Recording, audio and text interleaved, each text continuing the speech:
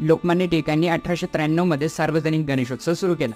मात्र त्याच्याही 11 वर्षापूर्वीपासून नंदुरबारमध्ये श्रीमंत मानाचे श्री दादा गणपती व 10 वर्षापूर्वीपासून श्रीमंत बाबा गणपती यांची स्थापना करण्याची परंपरा सुरू आहे. श्रीमंत दादा गणपतीची 1882 ला प्रथम स्थापना करण्यात आली होती. त्यानंतर 1883 मध्ये श्रीमंत बाबा गणपतीची स्थापना करण्यात आली.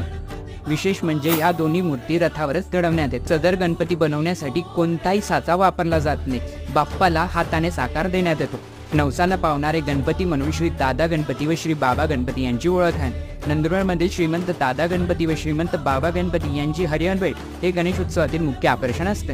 अनंत चतुर्दशीच्या दिवशी रात्रीच्या वेळी जळका बाजार परिसरात दोन्ही गणपती एकमेकांसमोर येतात. यावेळी प्रचंड गुलालाची व फुलांची उधळण करण्यात येऊन ढोल ताशांचा गजर करण्यात येतो. यावेळी बाप्पाची आरती करण्यात येते. या हरिहर भेटीची परंपरा तेव्हापासून आजपर्यंत कायम आहे.